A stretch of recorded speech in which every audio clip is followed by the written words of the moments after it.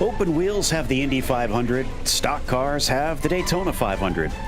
But for off-road racing, we're getting ready to watch their equivalent of a crown jewel.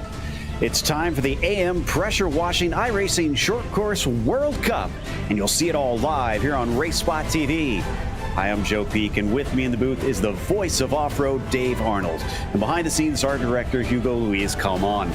Dave, I'm so excited to be back, and especially here for this one-off event, essentially, where everybody comes out and gives it their all.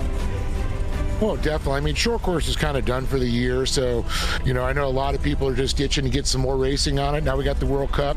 They just had the World Championships at Crandon Labor Day weekend. Now we're here for the World Cup. I'm excited about this. This is going to be awesome. And for those not familiar, we have our format for today's event, as it is going to be a little bit unique. And today is the qualifying, so you won't see a lot of racing action, but we will get some. It is going to be single car qualifying. They'll send them out one at a time, and they only get a single lap to set their best time. Now, the reason that's important today is because the top 8 in qualifying will head off to the dash race. That's going to be 3 laps, and the results of that race will determine the start order for the top 8 for tomorrow's races. The pole winner will draw the invert for those races tomorrow. So, should be a fun one and gives us at least something on the line besides just seeing who can put the fastest lap in. I'm really looking forward to the top 8 dashes here, Dave, because I mean, essentially the worst you can do is 8. So there's very little to lose there and everything to gain to try and push hard. Well, yeah, I mean, you got to just leave everything on the table and just go for it. I mean, there's nothing you want to, pull back on. 3 laps, happens in a blink of the eye. Even though Crandon is a big course or running the long course, is still those laps they go away so fast.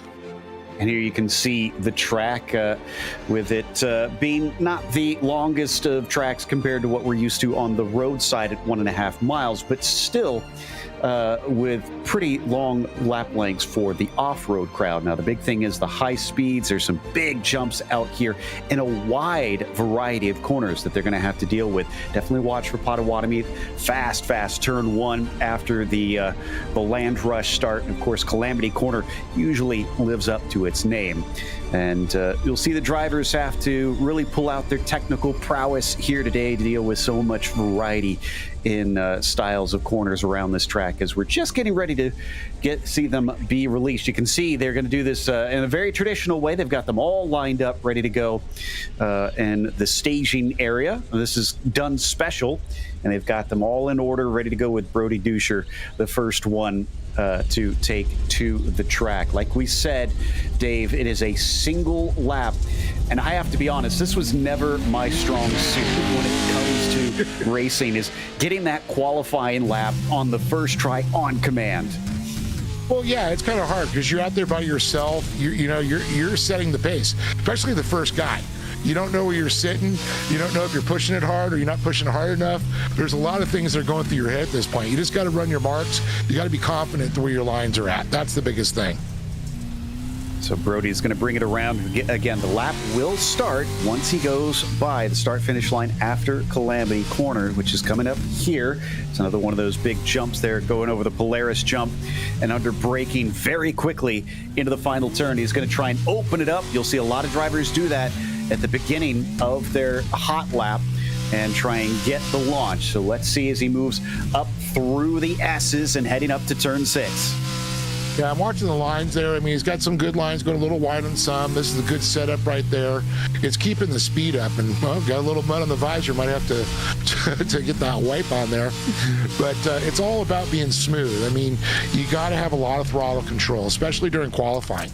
You can't spin the tires, you can't spin out, and you can't lose traction. That's the biggest key. Longest acceleration zone on the track, so hopefully you got little wheel spin coming out of Cowboy's hairpin. And then it's up to Potawatomi turn 1. One of the fastest corners on the track. Big couple of jumps after that, and then you're sent into the barn turn. And then underneath that Ponzi sign, you're going to go by Skybox here, which is always a good little leap there. You get your little air. It's kind of nice. But this is always gets you interesting. This is always where picking your line becomes real important into the Polaris gravel pit.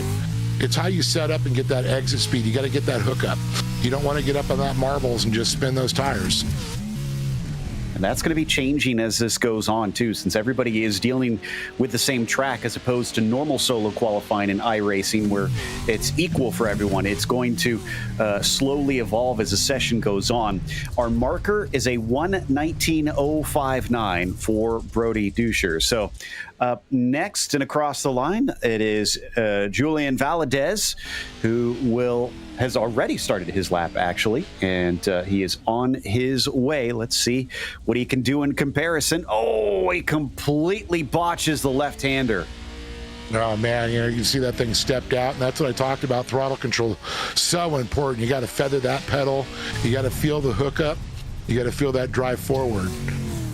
Now, one thing that is interesting about this series is, not this series, but this special event, is they have both the Pro 2 and Pro 4s eventually competing together, but they'll each have their own races on top of it. And this is just the Pro 2 qualifying. We'll be heading off to the Pro 4s a little bit later.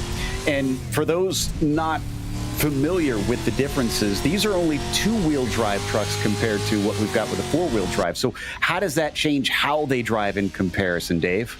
Well, it's a totally different, setup here. Of course, with four-wheel drive, you're going to have the front wheels. They're going to be helping you pull it around. So the big thing with the Pro 2s is getting that weight transfer to the front wheels in a turn to get them to actually bite a little bit and get that truck to rotate, and then you get back on the throttle, but you got to get it to bite. So you got to find that balance of getting that truck to just bite enough to rotate and turn and not give it too much gas. You're going to spin out, and I think that's what happened to Julian, trying to get in there, a little bit of bite there, and then poof, a little too much throttle. So his lap is going to be a 1:21.7, significantly off by more than 2.5 seconds from our provisional pole time. But now we wait to see what Hank Soares can do. And the number 67 already has started his lap, heading down the backstretch. Another of the quicker parts of the circuit, but so critical. Finding your brake marker down into the Cowboys hairpin. Very slow, but like I said, so important to get the run off of it here, Dave. That's what I talk about. You can actually see the attitude change when it gets on the binders, brings that front end to get it to bite a little bit. Once he feels it to bite, gives it some gas. Or in the Pro 4s, you can go deeper into the corners because not only are the back tires pushing you around, you could actually just lay on that throttle a little bit. Now you do got to get the throttle to let it rotate, and once you get back on that throttle, it's going to pull you through the corner. Pro 2s, totally different animals, different driving styles. It's it's hard for a lot of these drivers to adjust. And you can see right now with the Pro 2, it slides up a little bit higher there. They're not going as deep as we're going to see with the Pro 4s. Definitely requires a bit of finesse, these Pro 2s. I always think they're a lot harder, honestly, to master. The Pro 4 is really allowing you to mash that throttle down so much easier. But Hank, unfortunately, apparently touched the wall somewhere because his lap was invalidated. So Hank goes to the back of the field as we head to Trevor Teal now. Watch Teal, and he's hitting that nose where he wants it there. That's a good movement. Quick reaction coming off that joint. That joint turn that comes around, it's kind of like off camber, kind of like a little chicane through there, and he gets and just puts that truck, rotates it in the air. That's what you're going to see a lot of these guys will do. If they got to know they got a turn coming up, they're going to get that truck a little sideways already. Yeah, not looking phased by anything and very calm, no bones about it for our number 72, Trevor, so far with a 23.6 on the first sector. Let's see what the second sector holds for him. He comes through Potawatomi turn 1, getting ready to hit that marker. And then for the final sector, sector 3, and it's going to be a 24.4. We'll watch that for the others throughout and see how that compares as we watch now Trevor come up to the gravel pit, trying to open up the entry as wide as he can to carry the speed through this highly banked corner. Oh, good bite, good turn. He's going to have a good time coming through here. He looks so calm. You pointed that out, and that's a key right there. Light touch on the wheel, being calm, very smooth, no jerky movements. You'd think with this style of racing, you'd see a lot of drivers really working the wheel hard, but smooth as fast, even here on dirt. So Trevor's good enough for second place. Wow, off by 0.02 of a second from the provisional pole. So that is tight up there. And now we head to Crystal King. Crystal's getting that thing flicking around the turns pretty nice. You see her good reaction there. And you can see really with the Pro 2 how that rear end just wants to come around, and that's where it's so important to be light on the throttle, being smooth through there.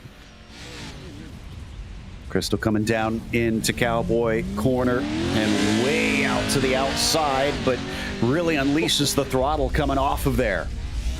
Looks like it was pretty smooth, got the grip. Liking the, was that a little happy face? Pretty awesome.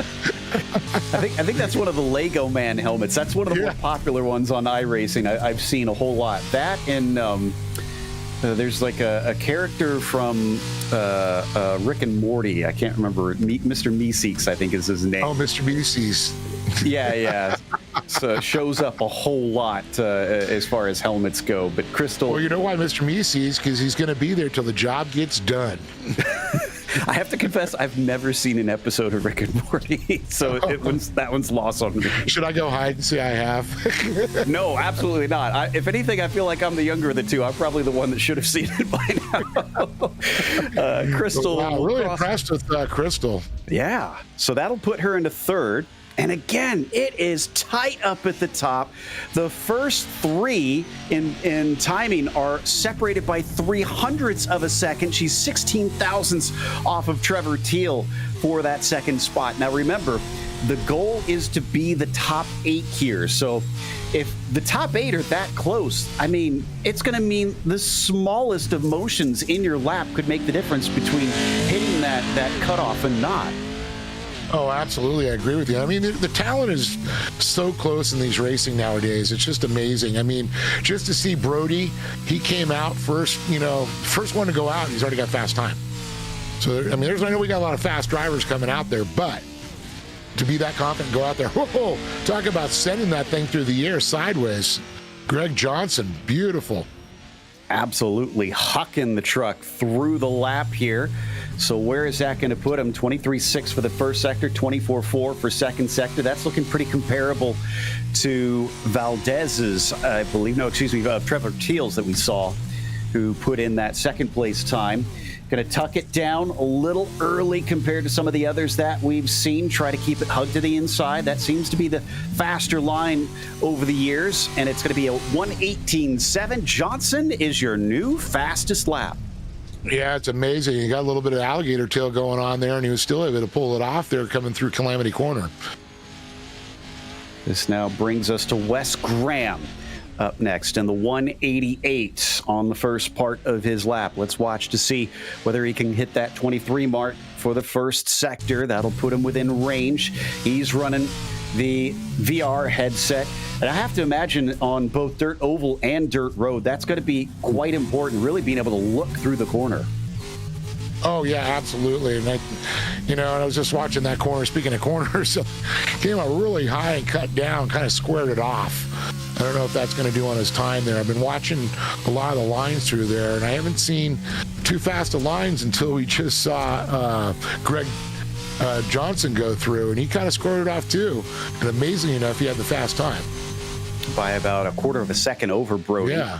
So that's really the first big margin we've seen up at the front. And Wes Graham going to try and match him. He also goes way deep into the turn. Car looks like it's struggling off of the corner, so I'm not sure that this is going to be as good of a lap. He comes down, keeps to the inside, coming through Calamity Corner, and there's the finish line.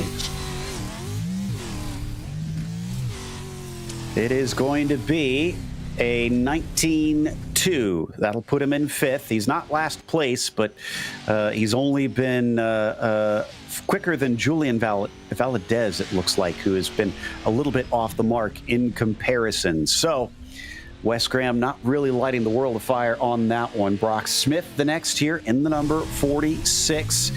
And he takes off on his lap. Oh, all over the place down the back straightaway. And I'll tell you, talk about a guy that knows this course like the back of his hand, Brock, and of course his brother Brent Smith. I mean, they grew up going to the short course. I know they're live in Michigan, but spent a lot of time there at Crandon. And of course, his brother just made the podium, Brent Smith, at the World Championships Labor Day weekend. So pretty excited for him, and hopefully we're going to see Brock Smith give a good performance here. First sector looks a little slow in comparison. Not sure what the hiccup was. Maybe that was on the backstretch that we saw and had to get out of the throttle slightly. Second sector does look decent at a 24.5. And now he comes around the gravel pits and up over the Polaris jump. Here we head into Calamity Corner. What kind of line is he going to take? Now down into the inside. If we can get it finished out here. Oh! Crosses. We wait for the time to show. 20.1. That's a pretty slow lap, about 1.3 seconds off the pole, 0.8 off the next nearest car. So Brock, another one that really has a little bit of work to do from the back. We're going to be getting to the 8th car now. So we'll see where everybody now shapes up from here, because we'll start to see drivers below the cut after Josh Edmondson qualifies, or at least after the next car after him sets their qualifying time. Josh Edmondson, another regular here in the iRacing Short Course Series. Also a former champion here. He's got one of the championships out of the 4. Yeah, high expectations for Josh Edmondson. You could see, I think he was reaching for his handbrake there a little bit, that we could see when we were watching his face cam. And that was kind of informational on how he's dealing with some of these slower corners. Now coming past the skybox down into the gravel pit. 23.1, that's a very good first sector. 24.1, very good second sector. Of course, Josh, a former pro motocross racer, and well, I always say motocross racers really read these tracks well for the fast lines. You know, you give them 4 wheels, they're a little bit faster, and Josh, we're showing it right there. I'd say so. 17.9 is a whole 0.8 quicker than the next fastest truck. Oh, Thad Weaver. And his qualifying is over just as it begins. He clouts what I think was the inside pole of the start-finish line, and he pulls it off immediately. Look at the disappointment on his face. That is such a bummer. Oh, man, just heartbreaking to see that. Apparently the Knights of the Round Table also judging him from behind. So he's immediately done. In fact, so unexpected. They don't have the next truck ready. They're having to call out Justin Rout early in the 7.76. I guess the nice thing is that picks up the pace on our qualifying and helps cut down on that time.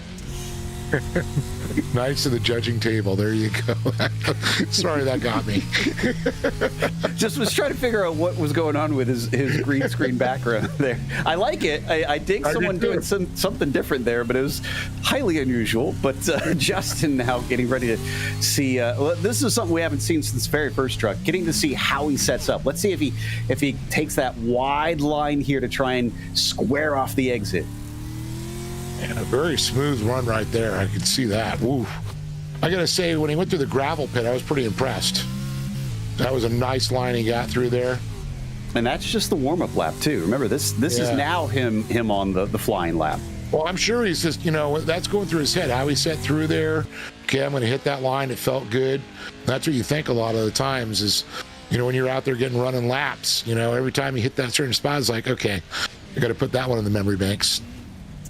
That's true. The muscle memory that these drivers try to get down, and it is an ever-evolving track, sure, but they haven't been out for some time at this stage, if at all, because I don't think they've had any warm-up out here. It was just straight to qualifying for this session. So they're coming a little bit blind now that we've had a number of trucks out there setting laps.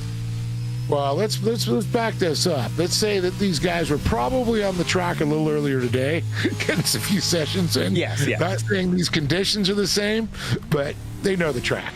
Yeah. They know the track, but they don't know what the grip is like out there necessarily. That's what I should clarify. So yeah, they got that. They just don't know those conditions, and that means everything. All right, Justin now setting his time. And second sector and first sector both weren't anything special. 20.6 will put him into 8th place. So he's the last one in, but I suspect that's going to get bumped because he's about half a second off of Brock Smith, who's the next one up. So there's a big gap between himself and P7. Now this one's going to be interesting. We watched, Dane Culver really come up through the ranks. First year, coming in this year and just really setting a good pace.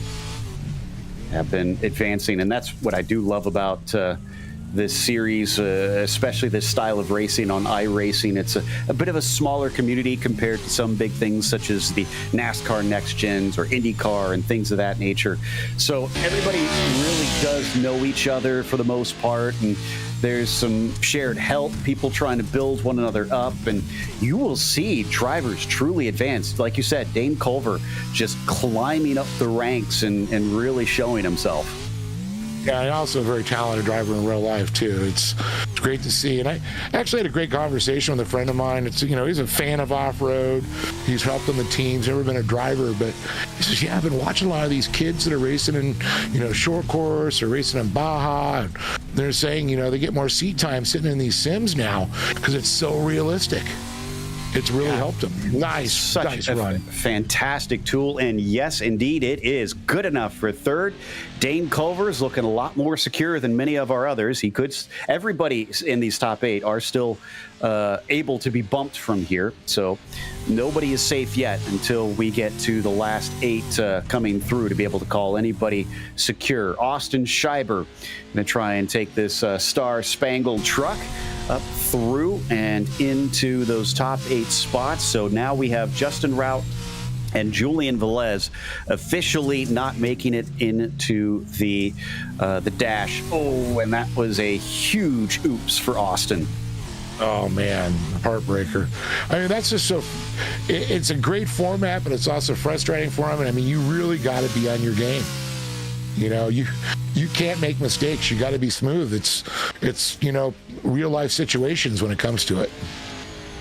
Yeah, it's one and done, and any little mistake is going to affect your race in a big way, especially if you don't make those top 8, trying to put yourself in those positions. Austin looking a little more smooth coming through the gravel pit, but that second sector to 25.6 really tells the tale already.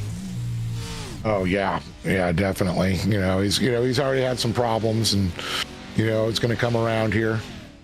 And it's just like you can see he's really off the mark there. He could have got a little faster. Yeah, he could have got a little faster. Little mistake there. That puts him into 8th, but yeah, I get the sense that if he hadn't made that mistake, he probably would have been top 4 or thereabouts. Yeah, so he was on pace.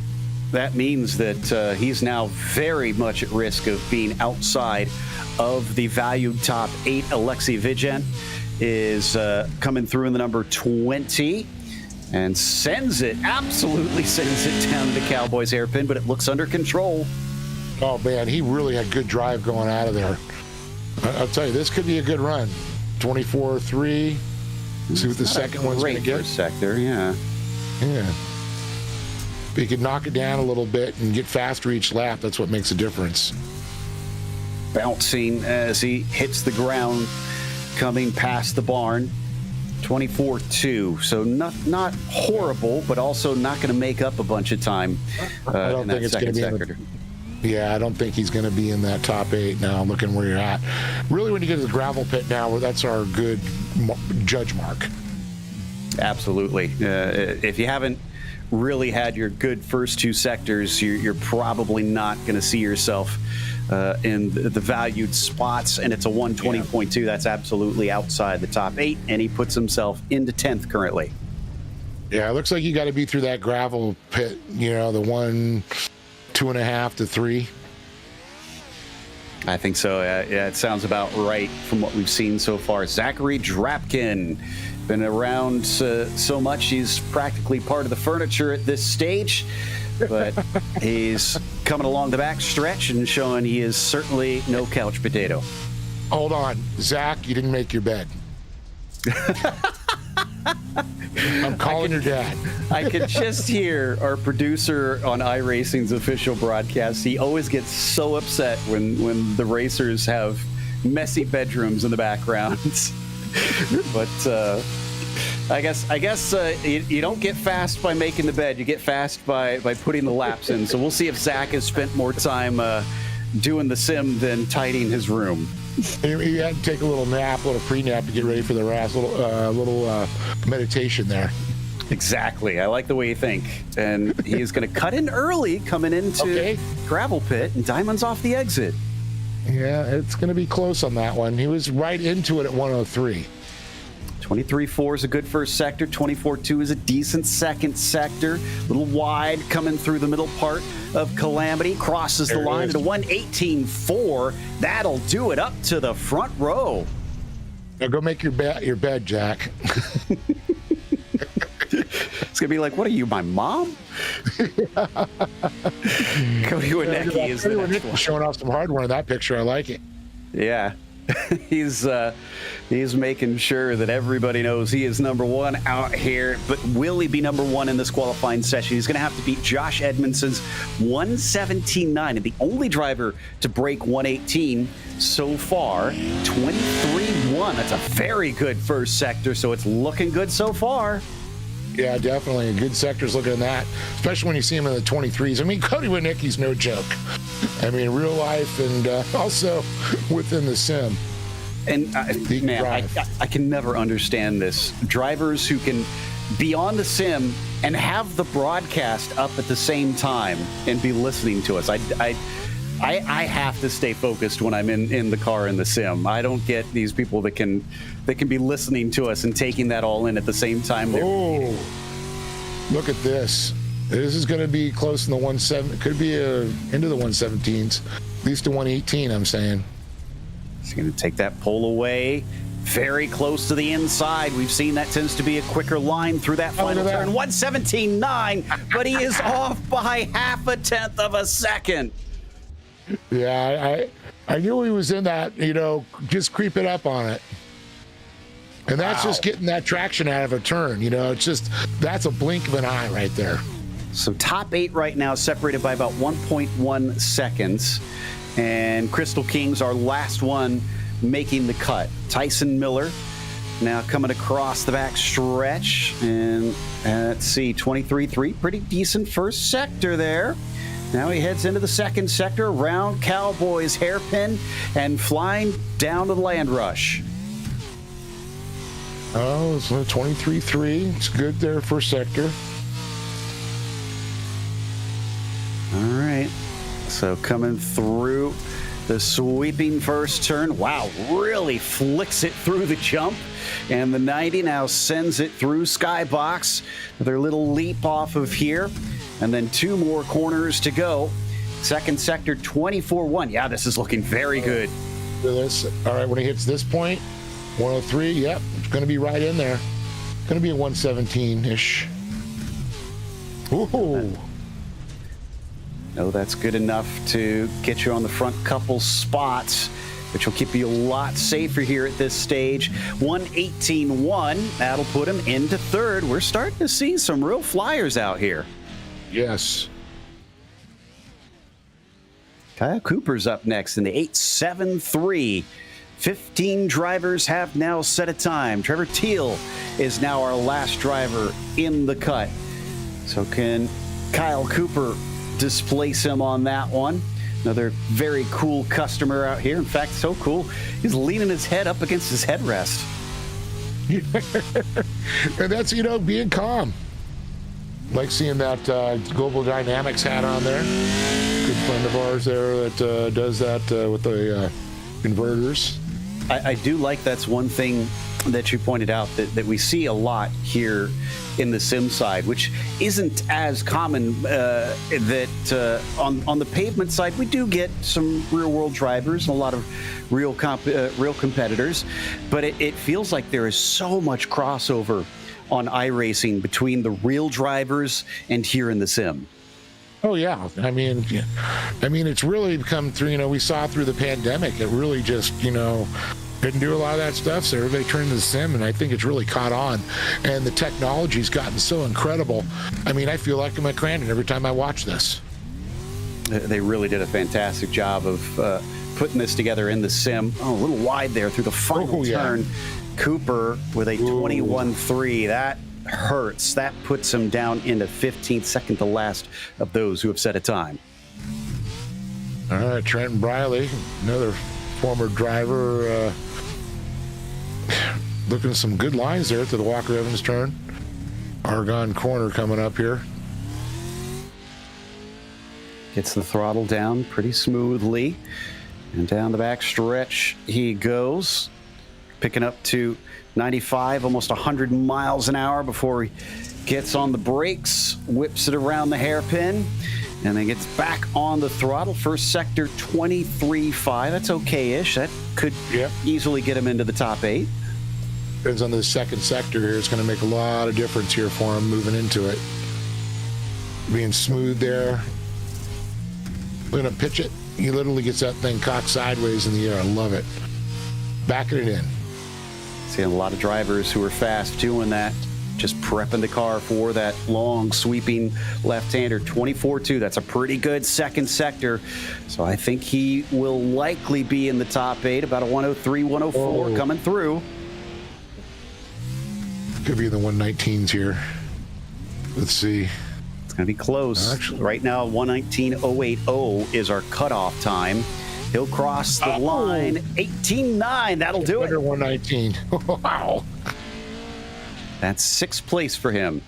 And now the big man, the organizer of the series, Connor Berry, and multi-time champion on top of things in that Nitro Circus truck, bringing it down through Aragon and onto the back straightaway in that number 2. Will he take that pole away, or can he beat that 17.958? Yeah, Connor's got a World Cup win, and of course, last season's champion. But I think Keaton Swain's the one I'm going to really looking on. He's got 2 of these World Cups now. So this is going to be a lot of pressure. Josh Edmondson's already got his run. He's got the pole. Can Connor get up there? Nicky's got a fast time there. So a lot of pressure on former champions. You got to perform. I can only imagine the target that you feel on your back once you start winning and everybody kind of turns their attention to you, especially as steep as the competition is in a series like this. And it's so hard to be able to get up to those wins. So Connor Berry coming around 23.3 and a 23.9. I don't think we've seen that many 23s for the second sector. This is a flyer. Ooh. We could see something possibly close to the low 117s. Could be even a 116 something in there. 17.8. That's our new pole time. It's about a 10th quicker, a bigger gap than what we've seen from some of the other drivers up at the top. And that means that now Dane Culver is close to the outside. He sits in 8th position. Cody Vanderveer takes to the track. You can see him flicking that thing back and forth. He's looking rather calm right now. Very under control up to this stage. Comes up to the braking for Cowboy Hairpin. Good line through there from him, and then accelerates away. First sector, 23.4. That's pretty good. Second sector, we wait to see what he puts down here. We're down to, I believe, about the last... Actually, I think we're amongst the last 8, so that means it looks like maybe the top 2 are clear at this point. I'll have to do some counting to get this figured out, because we're missing Quentin Johnson, Rick Huseman, and Aiden Irvin, I think, that won't be able to qualify from here. Cody, second sector, 24.1. Yes, this is looking very, very good. Oh, yeah, definitely. 23 and then 24. All right, this is going to be coming in here. Whoa, it's a quick time here. It's going to be an 18.3. Not good enough for the top spot, but good enough for 5th position. That won't keep him in mathematically for sure. It won't lock him in, but he's got pretty good chances at this stage. I believe Barry Edmondson and Winnecki are only 3 that are safe at this point. Keaton Swain is going to try and change that for a number of drivers. Here's the one you said everybody's going to be aiming for, and let's see what his first sector looks like as he comes across 23 flat. Ooh, that is just hauling the mail. May have been one of the fastest we've seen so far. Yeah, Keaton's pretty darn smooth too. Look at that, just going to come keep that nose right on the wall. Oh, we lost it coming up to the barn. Had a bit of a freeze here on our feed. I'm watching him in the sim. See if we can. He's still good. I can tell you that. This might just be our feed. I'm not sure if our audience can be able to see it, but it's a bit frozen on our end. Keaton's around gravel pit and coming up to the final corner. I don't have the sectors in front of me, so I'm not sure if that second one compares. He's to the line, and his time is going to be a 17.4. Absolutely smashes Connor Berry's time by nearly half a second. That means that Greg Johnson is now the last car within the top 8. Oh, man. That was an insane run. I wish I would have seen more of it. We lost it on our side. You got it on the sim. I guess I should open mine up.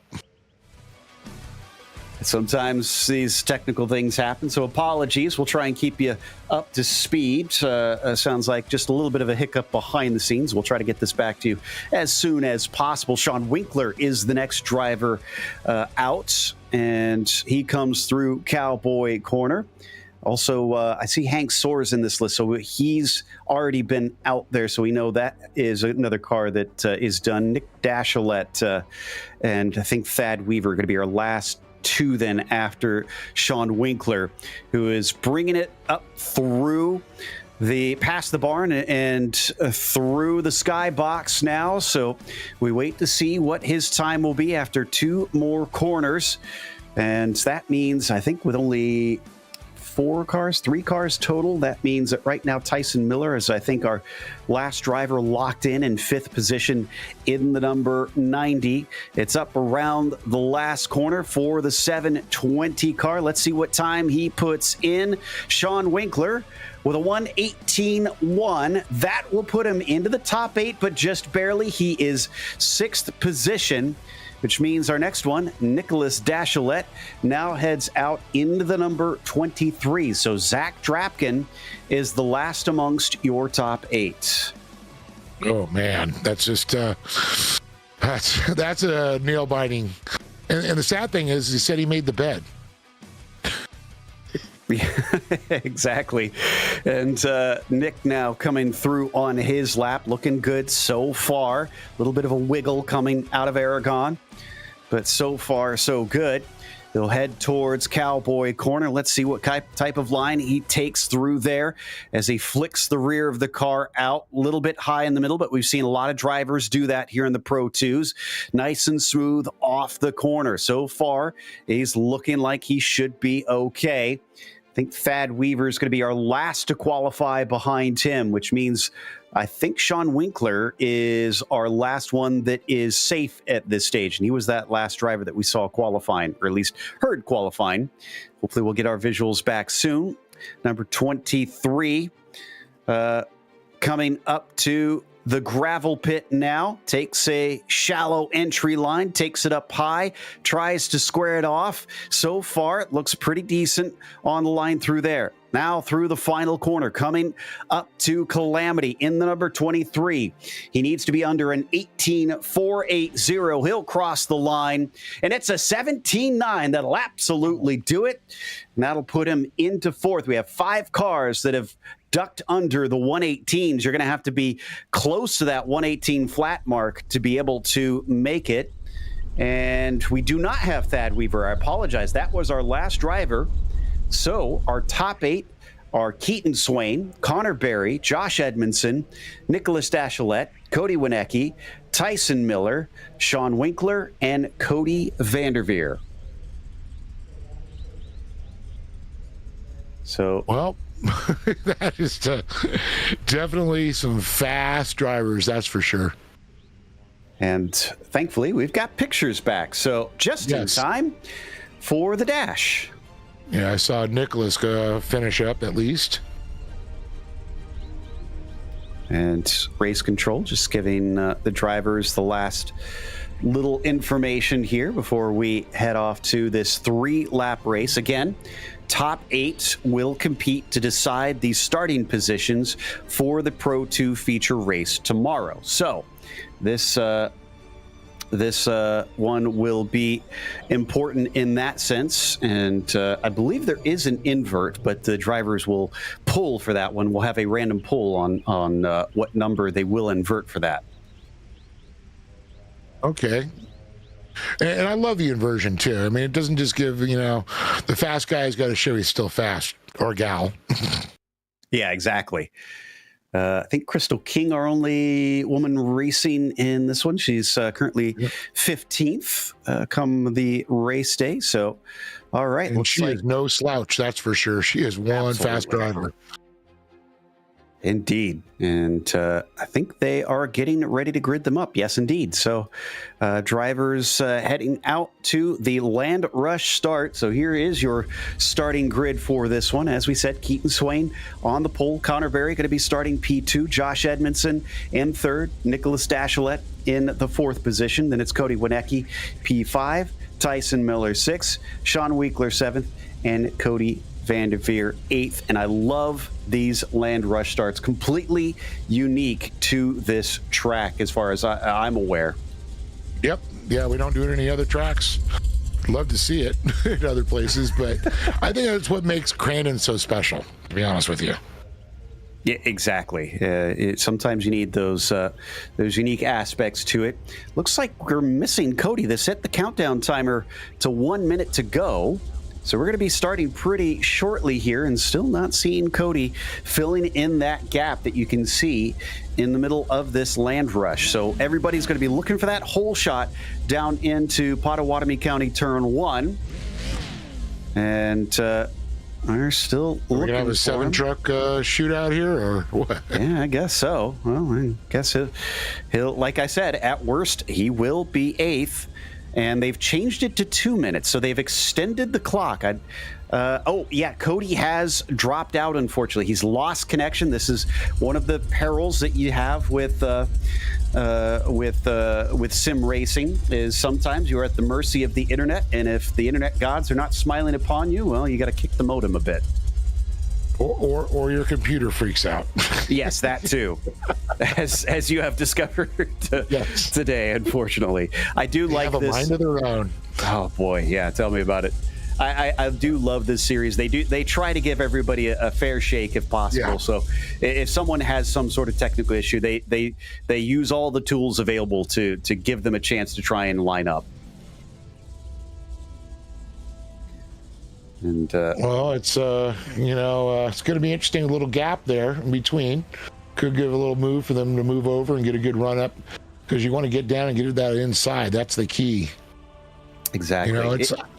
We've seen the pole get the whole shot many times, but I've also seen 2nd, 3rd, and 4th get it, and possibly 5th, because you got that center run. If you just get that good start, you got to be quick on the reaction time. Did we get him back? Yep, he's back. Sweet. There it is. All right. So I'm not sure. Let's see if they're going to shorten it. Yep. It says a few seconds. We're ready to go. The engines now start to rev. The clock is up. We wait for the signal. It's a bit of a hold here. There it is. Green flag is out. It's looking pretty good in the first phase for Keaton Swain, our pole sitter. He's pulling a nose ahead. Oh, we got a little bit of beating and banging in the middle, but it looks like everybody's going to keep it pointed forward. Keaton now side by side. It's going to be a battle for the lead out of Pottawatomie. Yeah, coming through the Red Bull arches there. It's a good move there. Man, look at how tight they are coming through there. And it looks like, unfortunately, a couple got caught in that little misdirection on the start there. But, man, the top guys have really pulled up to the front already. We got a battle. And that's Tyson Miller, who briefly held the lead, but is being fought for it by Keaton Swain. Keaton Swain in the green and white truck that you can see on the left-hand side, and the blue and red, that is Tyson Miller. They officially now start turn 1. and head under the banner. And it is a fight for the lead. My goodness. Yeah, Tyson's going to try and get that truck as wide as he can. It's tough. If you're quick through here, it's tough to pass. But, Keaton Swain, I've seen him pull some stuff that are pretty incredible for sure. Connor Berry moves up another position. I think he got a little caught up in that start, the little misdirection there. But Swain, he's looking to the inside. But we got, looks like Sean Winkler trying to get up in the fight. Absolutely. They're breaking away a little bit from those behind. Winkler knows he's got to try and put the pressure on here. Remember, only 3 laps. It is very short. And like we said, there's much more to gain than to lose. So the risk factor is not very high. It's all down to how gutsy are you along with the speed that you've got. And a beautiful move up the inside. You can see Tyson Miller got a little sideways through the air. Keaton went right up to the inside, took that lead. Now Winkler's working on Tyson to the inside. He's going to get a little block pass there, and there it is. Nice slide job. Winkler just shoving his nose through, and now he's into P2. Keaton Swain uses that as a chance to try and break away from them a little bit. Just a few truck lengths when they're at speed out of the corners. Then he's pulled off, and there is a little brush against the wall from Tyson Miller. That slows him up, and Sean Winkler uses it to great effect. He's gone. Yeah, Winkler is just right up on him, trying to catch back up. Miller's dropping back just a little bit, but you got Connor Berry on the move, but this is only 3 laps. This thing's, Corkler Challenge Lady's going to come out soon. Yeah, exactly. And I mean, we're halfway through because we've hit halfway in the second lap. So they've gone through most of the race at this stage. Keaton Swain now with about 0.7 of a second over Sean Winkler, trying to see if he can run away. We've lost Josh Edmondson, the only driver to have retired from this 8-truck race so far. But it's remaining tight up at the top, at least with the top 2. Ooh, a little bit of contact there. I think that was Connor Berry, and he's having trouble trying to gather the truck up. He falls down to 6th. Yeah, he got pushed off a little bit there, went off the track, able to come back on. But, this one's pretty much, he's going to be sitting back there. It's going to be tough to catch up to Winicki here. We got one more lap after this. Yeah, you have no time to dilly-dally down to the inside. The mid-pack fighting just as fiercely. That's Winicki on Vanderveer, but couldn't manage to get that pass done. Slides a little bit wide, opens the door for Cody to try and look through, and Cody gets in the back of him. That blunts his momentum. Yeah, Cody got a little sideways there, lost that full momentum there. When you're sliding sideways, you're losing full, ground. So that's 1/10 of a second, every little mistake like that, every wiggle waggle. Coming up to the braking, Sean Winkler sticking to the rear bumper of the number 21. It's still about 0.7 of a second, last lap of the race. He's going to have to get so much closer if he wants to make a move stick. He pulled the slide job on Miller a little bit earlier. Does he have anything for the 21? Yeah, I know. Keaton Swain's looking pretty smooth. It's going to be, but I'll tell you, Winkler is there if, in fact, Keaton does make a mistake. So I'm not going to say I've never seen him do it, but it's very rare.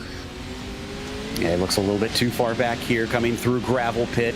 And unless it gets a monster run, which he does not, I don't think it's on for Calamity Corner. All Keaton Swain has to do is be smooth and not clip the inside wall, which he does not. And Keaton Swain takes the 3-lap dash. Winkler's going to finish second. Tyson Miller third, holding off Vanderveer. Winicki and Berry very close behind him. Well, it's really going to set the tone now, but I can't wait to, see what they're going to do in the Pro 4s and see how fast they are in the Pro 2s. Oh, this is going to be a fast one. There's your result. Swain, your winner, ahead of Winkler and Miller, your podium finishers. Cody Vanderveer going to be 4th with Cody Winicki in the 5th position. Then it's Connor Berry 6th, Nicholas Dashley 7th, Josh Edmondson. Last one to race in this one in 8th, Zach and Greg Johnson just qualified into those positions. They did not compete in the dash. Looks like we've got our winner ready to talk to us. I think Keaton Swain ready to have a little bit of a chat and see how he felt about this one, because he had some threats early on and was kept honest, but then was able to pull himself away a little bit later. Let's see if we can get him mic'd up here for a little bit of a conversation about that race. There we go. We've now got him in with us. Keaton, congratulations on the win in the dash. Talk about the start, though, because you had a little bit of both Winkler and Miller making things a little bit difficult, it looked like. Yeah, the starts are real tricky in the Pro 2s. You get a lot of wheel spin off the line. Luckily, getting the pole gave me one of the better slots on the line. So got a good jump. Tyson got a real good run on the outside. I actually was pushing out, and luckily I didn't ruin his day there, but he was able to get by me on the start. And then I was able to reel him back in and make a pass. And then plan was just to bring it home for the finish and hopefully set ourselves up good for tomorrow. It's not only a lack of laps in the dash race, but also in the qualifying. A single lap around here. You set the fastest one of anybody. Do you consider that a strength of yours, being able to pull out those quick laps on command? Not really. Maybe in the Pro 2 a little bit, but no, I think my racecraft's a little bit better than my single lap speed sometimes, especially for qualifying. But being able to, put a good lap down there was good for me, and we'll certainly take it and give us some good momentum. Well, an excellent run, little dash here. Looking forward to seeing you tomorrow, and best of luck in the World Cup. Thank you. That is Keaton Swain, winner in the dash. He was followed home by Sean Winkler. I believe Dave has caught up with the driver of the number 720. Sean Winkler coming in second place, but let's talk about that start. Everybody, fighting it out there. Keaton Swain, of course, Tyson Miller jumped right out there right away. What was going through your mind on that start? I mean, that first turn, the Potawatomi turn one, is just always the gnarliest on a land rush start. Right? Yeah, it really is. I mean, I was on the outside, so that helps because you kind of get a good straight shot and you get a lot of run and momentum, and you can kind of swing around the outside, and I just pinned it and prayed, and I guess we ended up where we ended up, Well, you saw, making on those moves there when you were, following, basically Keaton Swain makes the move on Tyson. You pretty much at that point, it's like, all right, the door's open.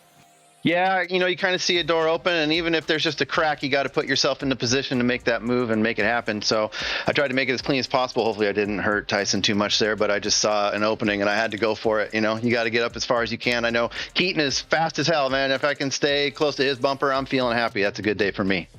You got to be like that super real estate agent. Just stick that foot in the door and get him to talk to him, right? That's it. Just trying to get my foot in the door. Give me a chance. I'll close the deal. I didn't, though. I got second. So, we're still here talking to you, and that's what's great about this. So it's been fun. Yeah, for sure. All right. Well, can't wait to see what you're going to do tomorrow. And, of course, the Pro 4s.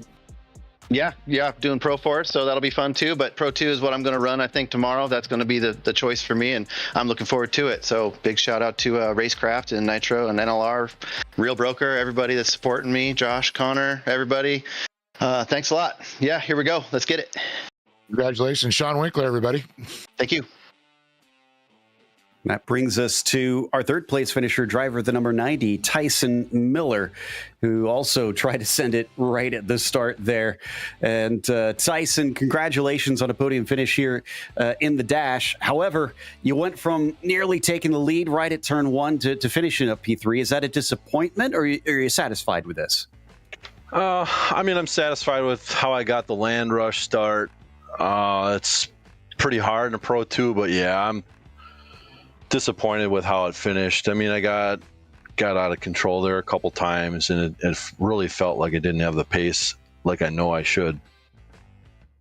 Yeah, how difficult is it coming into this, not only in the race but in qualifying, without much knowledge of the state of the track and what to expect out there? Did you kind of really have to just get your sea legs as soon as you head out on that little half lap, or did you feel pretty confident? I just got to kind of let it rip, right? Once the land rush goes, if you make it out of there alive, you pretty much just have to adapt as quick as you can, and you really aren't safe. I mean, until the first lap is completed, pretty much, unless you got a big gap. But yeah, adapt as quick as you can, and just hope for the best. Hope. And send it in too hard and knock you out of the way. Yeah. Well, I mean, what does this tell you for tomorrow, for the feature? Do you think it is going to be a lot of that unpredictability and just survive, or do you think everybody's going to try and kind of manage themselves at the start? Well, I think if you can get a good land rush start, it's enormous, especially in a Pro 2, because any little contact seems to really get your truck out of shape. So that's right off the bat. I mean, that's paramount.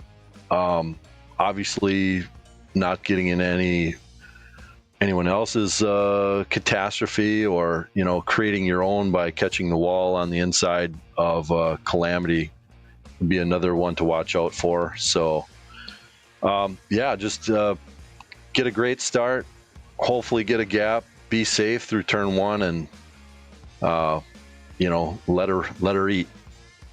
All right, well, we'll look for you, and again, congratulations on the top 3 here today. All right, thank you. Tyson Miller, driver of the number 90 for our World Cup here in the iRacing Short Course Series.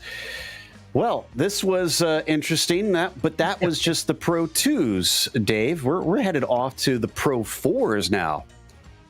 Yeah, we're not done yet. We're still having fun.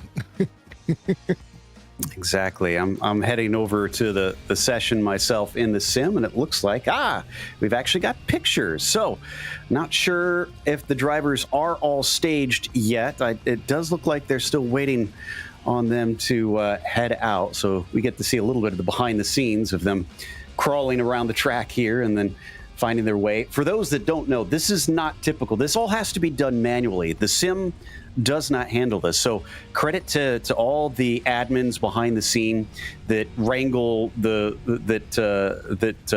the cats, if you will, and put them all in order and keep them in the box. Cat herding 101. Exactly. Yeah, that's pretty cool that they're able to do that, and to set up these different sessions to make it more interesting. I really enjoy that part.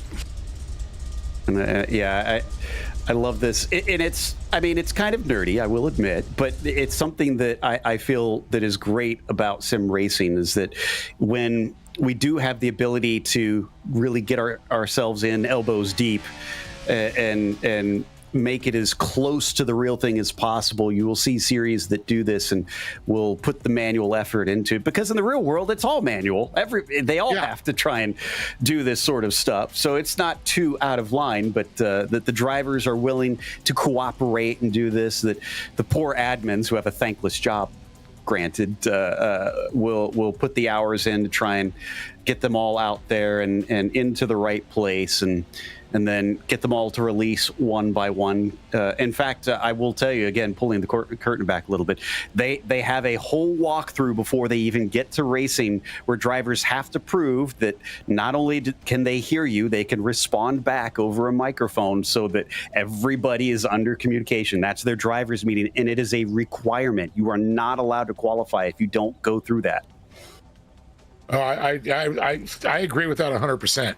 It's kind of like when we go, it's kind of like tech. When you do pre-tech, you go through, you check the ride height of the trucks, you do all that stuff, but they check all their safety gear.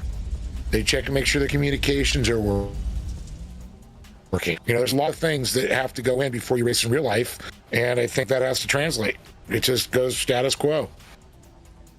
Sounds like they're telling us they'll be ready in about 5 to 8 minutes here, so we got a little bit of time to kill. I do love some of the unusual lines they have to do cutting through here. Again, this is not typical, and the admins actually have to clear black flags because they're considered cutting the course the way that they're doing this, but it shortens the wait time so that they don't have to go the whole lap around, or at least most of the lap around to get there. But so much that goes into making these events happen. Digging this paint scheme, very, very chrome-looking car. It's not going to be that shiny for very long, frankly, once they get driving. I think it makes it a little hard to read some of the sponsors, though. That's true. Especially on a sunny day. Yeah, I was like, what is that? Did he just blind me? Well, that's what he's trying to do, is blind the other drivers. Exactly. Seeing if we can maybe grab a couple drivers to talk to in the meantime. Someone's being sent out to try and shoot them up to the booth here and see if we can talk to some people before we get to going racing, maybe get some thoughts about how it went with the Pro 2s. You will see a lot of the Pro 2 drivers here over the Pro 4s. Now, one thing I'm not sure about, and I don't know if you know any of how this is going to work out, Dave. If not, I apologize. But with drivers doing both Pro 2 and Pro 4, I'm wondering how they choose which they do when they combine them in the big finale. Well, it's up to the driver to feel. We've done this in real life. It's the way we call our Challenge Cup kind of type thing over the years. We do it at Lucas. We did it at at Champ Off Road, and what they do is there's a gap between the Pro 2 and Pro 4 when they start, of course. Now, whether you feel more comfortable in the Pro 2, we've had Pro 2s win the cups many times in real life, and it could happen in the sim world too. It's what you feel comfortable. Some drivers just feel more comfortable in a Pro 2, may have times that are just as good, but the Pro 4s, they got a lot of vehicles to go through. They got to go through not only themselves, but the gap set between them and the Pro 2s to catch up, and then you got to get through all the Pro 2s. So in a Pro 2, you're already out front. So you're thinking, half the battle's won. Maybe. All right, we've got a very interesting interview here. We've got Zach Drapkin coming to join us. And the reason let's put Zach. Yeah, well, here's why it's interesting. P9 last time, he was right outside. Yeah. Of the cut line. So, Zach, welcome. Thank you for coming and chatting with us. And we got a couple things. I'll let Dave talk to you in a second here. But my question is, P9 last time, he made his bet already. Can you make the top 8 this time? I sure hope so. I was so bummed, but my team, to be honest, they were running good laps and I started early, so I think we set the pace and they passed us and took the pace. So I was just stoked to be there. We got a good starting spot for tomorrow with 9th, so we'll take it, but we're going to go a little harder this time. Now with this 4-wheel drive truck, we can go a little harder and really put some time in yesterday, and I think we can get that top 5 spot, hopefully. Well, I'm going to let your new adopted mother nag you for a second here. Go ahead, Dave. Oh, okay. Hey, Zach's family. He blamed it on the dog anyways. It is the dog. With the bed's made, it looks good. Our producer's happy. So... But Zach, let's talk a little bit about this, because we were just talking about, we've seen it in real life, different Challenge Cups, and with the Pro 2s, they got the head start, they got the gap, but the Pro 4s have to come through. Some drivers feel more comfort in a Pro 2, some are more in Pro 4. What is your thoughts? Well, I've done I missed last year. I think I'm going to take the Pro 4 route this time. After running some laps, there's clearly a new pace found with the Pro 2 guys, and they're fast. I feel like I could be competitive, but if I want to win this thing, I think I'm going to run the Pro 4 because I want to get up. I want to be able to battle back, because if we battle in the Pro 2s for too long with each other, because the problem is there's probably 8 or 9 guys in the Pro 2s that can win. So if we start battling and the Pro 4s catch you, you can't fight back. So I'm hoping that we see some battles with the Pro 2s. Those guys battle and I can get out front. Me and Connor can run away. I know there's a couple of the Racecraft Nitro guys running up front. So hopefully we can get a good start on the race going and run through some Pro 2s to get to the front. And there's a lot of vehicles to go through. Like you said, there could be 8 or 9 of the Pro 2s up there, depending on if you qualify or where you qualify in the Pro 4s. I mean, that could be, 15, 16 trucks you're going through? Oh, 100%. I think we're probably looking at about 36 trucks for tomorrow, and to be honest, if I could be front row, the Pro 4s, roughly 32 to 36. I know a couple of people have dropped out, but after looking at... I was trying to give you the benefit of the doubt that you're going to be up there better in the qualifying, so you have to go through I know. So hopefully we can get top 10, to be honest. Anything on the front row with the Pro 4, I feel pretty comfortable. To be honest, I don't like starting between first and third. I don't like that far right corner. I feel comfortable probably about 5th to 10th. So we'll try to play that game right and try to be there, but the whole thing is be front row and just be there to get to the starting point.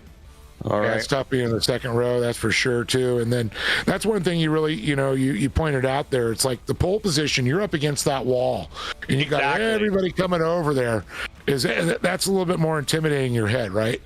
Oh, 100%. Actually, at Crandon a couple weeks ago when we ran the buggy there, I started second, and I was looking, and I'm like, dude, the wall's like right here next to you. And it's like, I had one guy, Dave Mason, on my right, and I'm like, if I got to flick over, I got no room. There's a wall to the right, so it really does. It's kind of like in real racing, I'd like to start closer there, but you do have to kind of hit the corner hard, and you can make a lot of mistakes, and you scrub a lot of speed. So I feel a lot more comfortable being about 3 or 4 car lengths out and being able to hit the apex nicely. So it's a whole strategy thing. Where I feel comfortable, but I'm just stoked, to be honest, to get going, and I think I need to start my truck now. Yeah, All right, here we go. It looks like Race Control's given us the signal. So thank you for coming and chatting with us, Zach, and best of luck. Bed's made. All right. Love the Great American Short Course shirt you have on. Thank you. We'll get that going next year. Back to short course, baby. Thanks, guys. Thanks, Zach. So with that, we will let Zach go as we turn our attention to Keaton Swain, who's going to be our first driver sent out in qualifying for the Pro 4s now. Same format as before, if you missed it. They are aiming for the top 8 in time. They have a single lap around here. They'll be released one by one. And those top 8 will do a 3-lap dash race together to try and determine the starting order for tomorrow's feature event. So stakes are still on today, but it is not the biggest of stakes compared to what we will see tomorrow.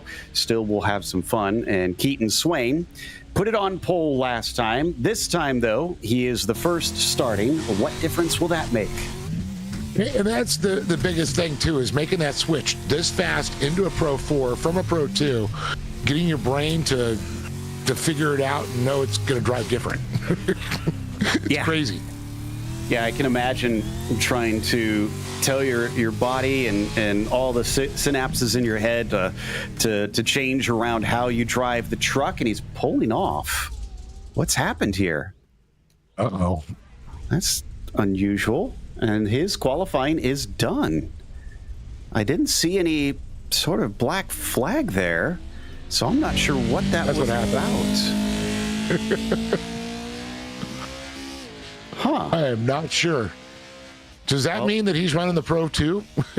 That may be. Well, we're being told by Race Control he called off his lap. So that was his call. Not sure.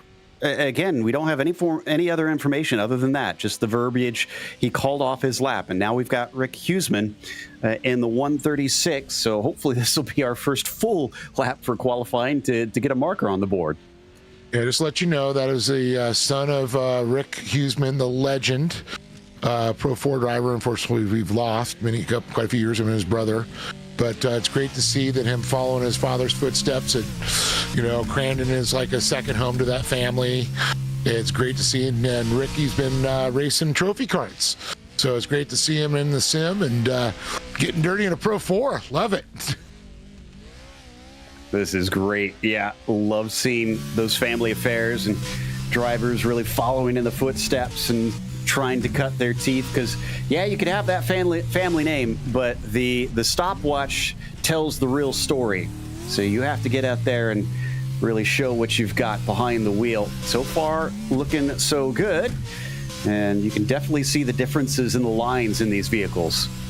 Yeah, that's one thing I really, point out, that you can stick that nose down deep in the corner and that thing's going to come out just, perfect almost every time. Nice All setup going through the turn.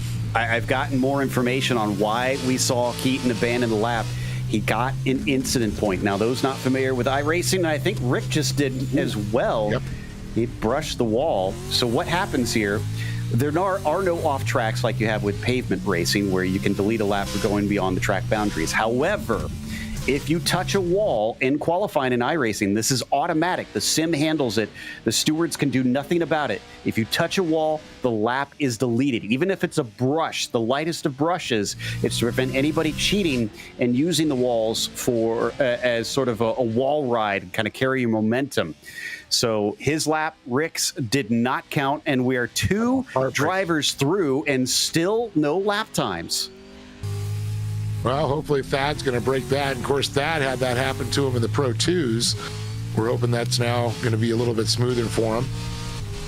I mean, if he can make the lap count, I mean, he's already got a leg up. He didn't even get hardly past the start-finish line before because he hit that pole. So it's doing better on that in that sense for him. But now he's got to set a decent time from here, and he's going to be the first one to set a time. So 23.6. We'll see how that compares as more drivers come through. Definitely a lot of counter steering coming down through Potawatomi. And that's one thing nice about the Pro 4. It could, you just kind of a little correction and that thing just straightens out for you. And we don't want the medieval knights judging him in the background. No, we want them to nod in approval on this one. Can he pull the sword out of the stone? The 184 takes it through the gravel pit. He got it out of a lot of stones there. And now into Calamity Corner. Thad Weaver looks to set a time, whips it around, takes it wide out of this corner, tries to cut back. And as he puts one on the board, it's a 1:19.9. And we're seeing it very comparable to a lot of the Pro 2 times so far. Let's see. Really, that's our first time. So we really can't judge and see what these Pro 4s are going to do in these segments. Yeah, fastest times were high 117s in the Pro 2. So I would expect these trucks to be a little faster. So I don't think I was that expecting high 115s, 116s maybe. So I doubt that 119 is going to make the cut. But I mean, you never know. We've had already 2 drivers that didn't even. I'm just happy Thad made it around. Yeah, exactly. I mean, he's one-upped Keaton Swain. How many drivers get to say that very often? Yeah, that's true. Absolutely true. But it looks like Vanderveer, pretty much we're seeing the 23s. He's a low 23s right now. Let's see the segment right here. 23.8. Now we're talking.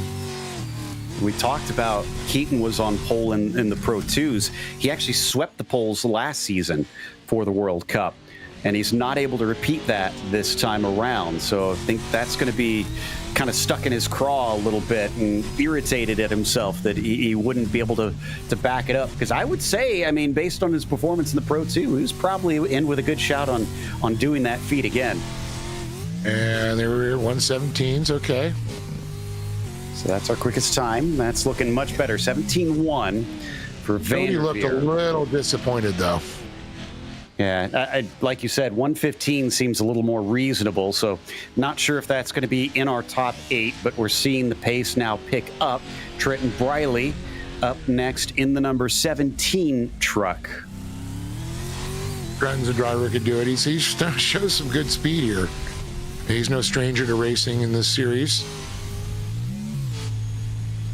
See what line he takes down through the cowboy hairpin, sends it far, mashes back onto the throttle, straightens it out. Now they head down along towards turn 1, up to 101 miles an hour, keeps his foot in the throttle, never goes lower than 94 miles an hour through that one, and then sets himself up with a flick down into the skybox.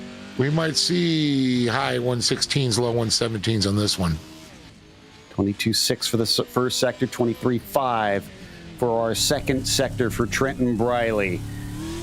Another corner, very diamond off. Look at him cut back all the way down to the inside through gravel pit.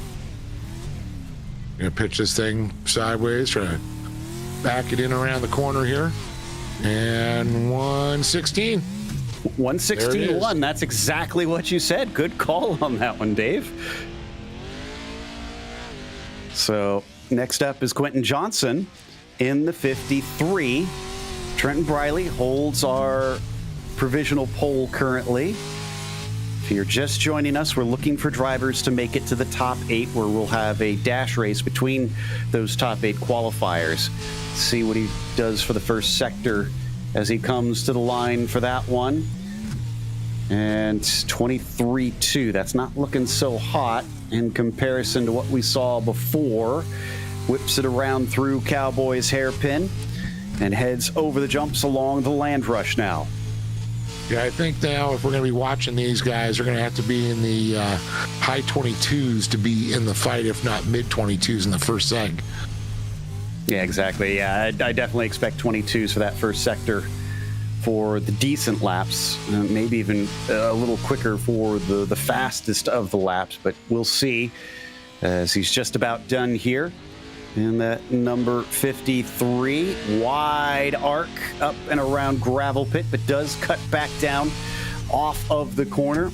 Look at He kept a lot of speed up on that one. Absolutely. A little sideways, wide lost some there. speed there, yeah. I think he lost almost about a half a second to, Oh, yeah. 18. That really hurt his time. Not a good one. And sends it into the wall, and a little bit of dismay it looked like for him. Hank Soares couldn't really get a good sense of what he was going to do because he didn't set a time before. The 67 takes it out of Aragon down the back stretch as it veers lightly to the right before he gets onto the brakes once again. Only 4 drivers so far that have managed to set a time. Carried a lot of speed into that turn. Still, I mean, 23-1, not bad. But we're going to be judging the second one. He's got to be down in the 23s to even have a chance. And needs a very good second sector here.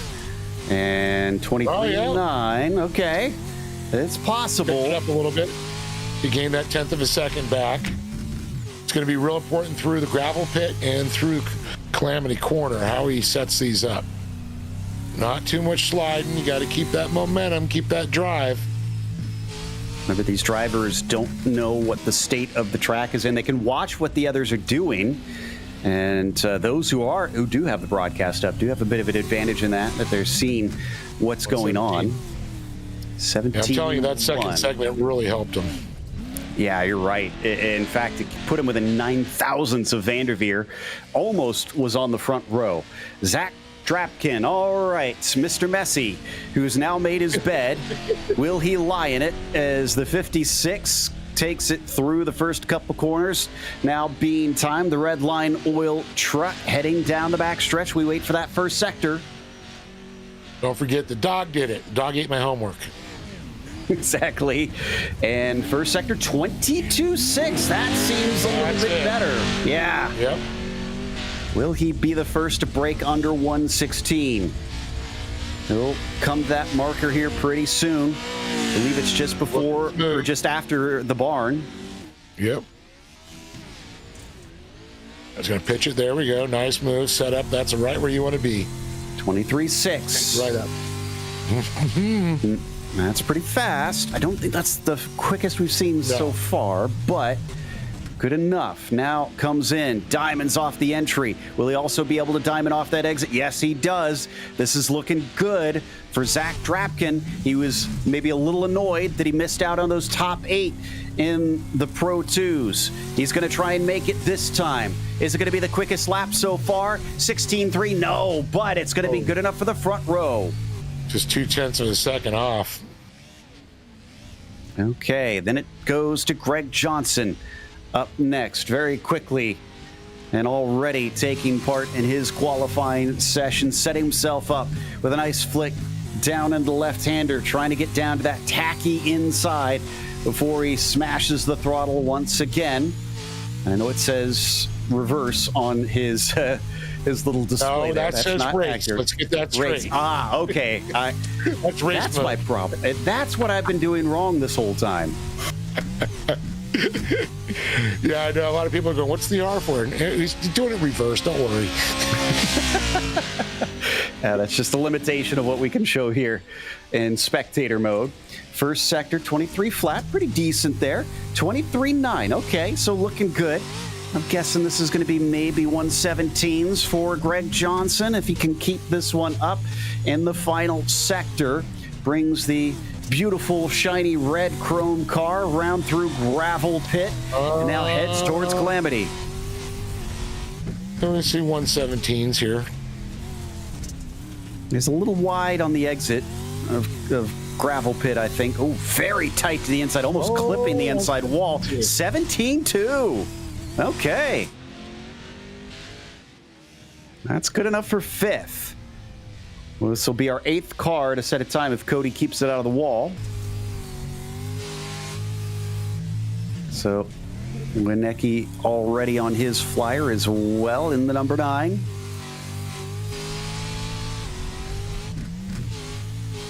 Coming up to the sector time. He'll cross it 22.5. So first part of the lap is looking pretty good. Sends it in deep down into Cowboy Hairpin. It's one of the things that you look at the setup there that's like, you want to almost see him a little pitch there, a little sideways. 22 is a great time. Don't get me wrong. But I think he actually could have got out faster. He lost a little time in Cowboy's corner. At 23.5. Okay, yeah. This is again looking we like got that 116 time here. Sub 117 maybe for Cody Winecki. Into gravel pit. A little bit of a wider entry for him before he cuts off the exit. Straight lines it over the Polaris jump to line up for this final corner. Very shallow entry, though, into the final corner. Does not give it a wider berth. Will that pay dividends? Yes, it will. The first driver to hit a 115. Nice. That's our quickest. Cody Winecki, now your pole sitter. Up at the top, Dane Culver. Up next in the number 51. This first sector is making quite the difference for many a driver. Need to be good. You can make up some of the time, but you're not going to be up in the top 3 if you have a bad first sector. He'll cross 22.6. That's good. Oh, man, that is good. Look at the That's focus on on par for a his 116 face. run. And he has been very much in it. It's gotten so dark outside. You can't even see the rig that we've grown to love that he's got. That sort of roll cage body around himself in his sim rig. And he comes off really hanging it out close to the wall coming off of the skybox. Yeah, I guess it is dark out now. Look out the window. It was sunny when we started. As a slightly different time for you, I guess. Yeah, it's already 10:30 for me over here on East Coast time. But Dane coming around and another inside tight line of 15.8. That is our new fastest lap by a 1/10.5 over Cody Winecki. I was not expecting it to be that quick. I was expecting low 116s, but man, oh man. Oh, man, 1/10 of a second faster. And it ramps up just like that. Anybody who wants to be quick is really going to have to put their foot down now. Our cutoff time is Quentin Johnson, 1:18.3, but most of the drivers are 1:17 or below in the top 8 currently. Only driver out of it is Thad Weaver with his 19.9. Austin Schreiber with a Milwaukee number 47 coming down along the Land Rush and into Potawatomi. He's got to be a motocrosser. He's got Pro Taper on the side of there too, showing their nice sponsors. Really love the creativity of the wraps on these vehicles. Oh yeah, it's another of my favorite parts of sim racing is getting a new livery on the car is always so much easier. You don't have to worry about any weight Yes. of the extra paint. Looking good coming out here. 22s, 23s. He's on par with the 117 run. Looking promising.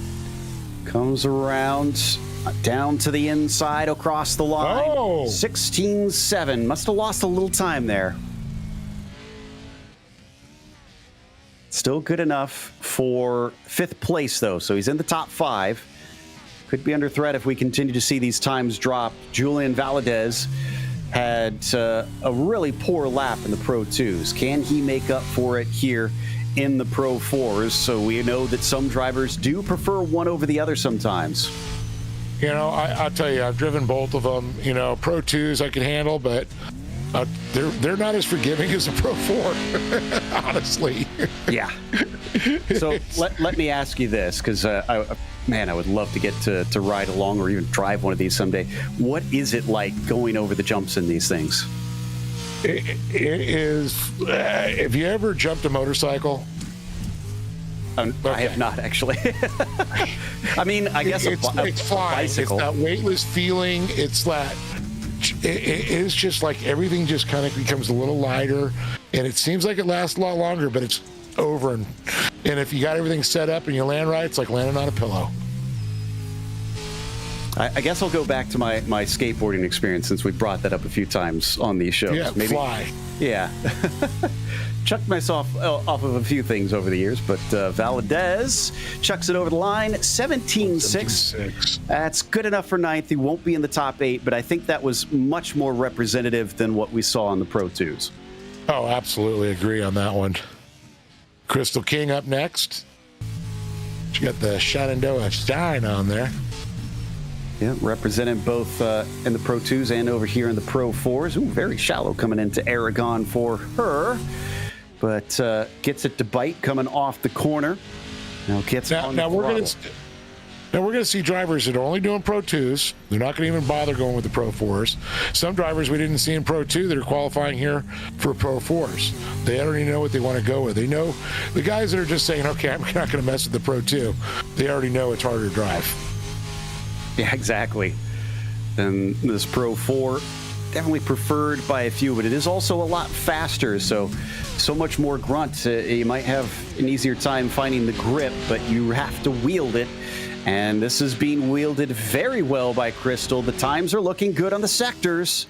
Yeah, she's 22.7, 23.5. She could see a good qualifying. It's coming out of this corner. It's going to be where she hits this mark, 103, 102. Okay.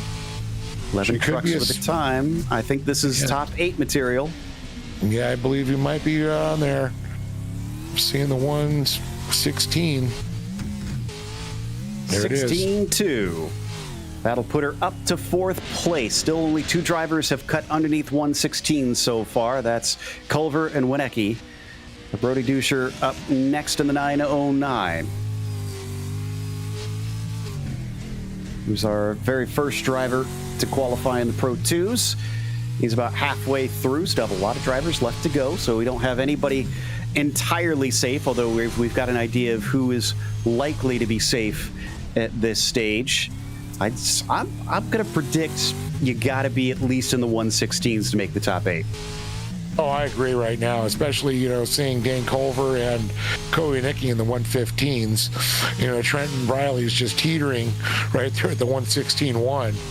And then, Crystal King 116.2, a 116.3. Now, I think Schreiber, Vanderveer, and Soares is going to have to definitely be a little nervous right now, because seeing out there we got Connor Berry, Luke Knupp, still to qualify. Yeah, that's a good point. Tyson Miller hasn't qualified yet either, so there's definitely some hot drivers that could displace even some of our quick ones already. And crossing the line, a 16.5 for Brody will put him into 6th. That means that Cody Vanderveer is now on the bubble, looking at getting bumped with his 117.1. So yeah, almost all the drivers now are within the 116s to be within the top 8. Justin Rott now on track in the 776. He's got the goat. Oh, wow, he sends it way into the corner. And then look at him drift off the exit all the way out to the grass, actually. That still loses you some time. No, definitely. I mean, it's amazing how that grass will just slide off and you lose momentum. And here in the sim, it is more slippery, and while you are putting the truck quite sideways, he's way close to the wall from the onboard, it looks like. I thought he was going to maybe tip it and end the lap prematurely, but he kept it clean. Yeah, I think that runoff there, 23.5, a 24.4, and exiting out there at 106. I mean, yeah, fortunately, he's not going to make the top 8 on this one. I think you're right. We'll see what the time looks like. Crosses the line, 19 flat. That'll put him into 13th, just ahead of Thad Weaver. Sean Winkler comes up next. Okay, here we go. There's another one. Like you said, the Tyson Millers, the Sean Winklers, the Luke Knupps, the Connor Berry. There's 4 drivers right now. Drapkin, Duscher, Schreiber, and Vanderveer that might be a little nervous. All right. Is he going to be the big man of the house in that number 720? Ooh. This qualifying session. Yeah. Oh man, he is really going for it. I don't know if that was a good exit. Did that look good to you? Yeah, it looked a little sluggish there. Wasn't quite pointed the direction I think he wanted.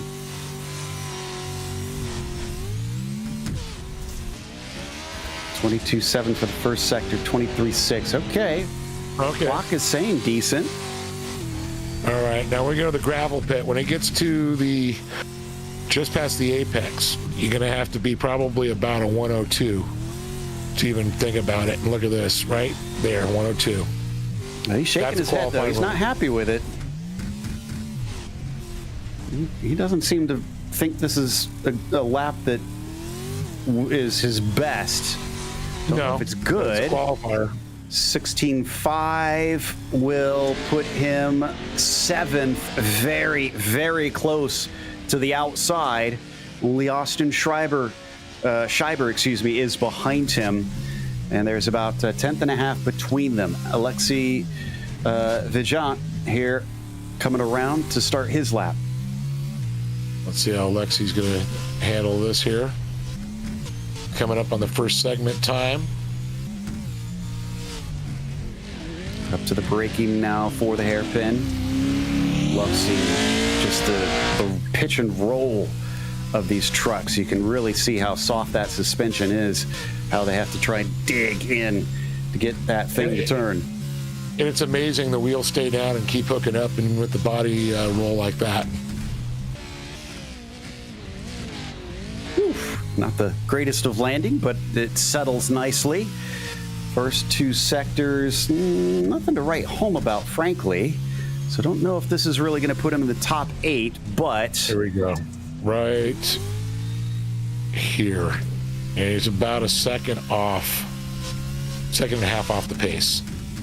Probably the 117s, which is not going to be good enough to make it in. He'll come around the final turn and cross the line. We'll see what the time tells. 18.4. Ooh, even I was ambitious on that one. He is only 14th.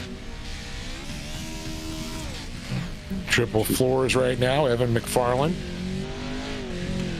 Really opening up this last turn. And again, you got a lot of power underneath that right foot, so you can use that to your advantage to start the lap off to get the time. Swings it through the turns. Up into the left-hander now. Nice and down to the bottom. Up against that little tree to the inside. And then let it drift on out to the outside. His marker to make it into the top 8 is currently a 1:16.7. Austin Schreiber in the 47 truck holds that mark. 22.7. He's in there. He's got a good segment going.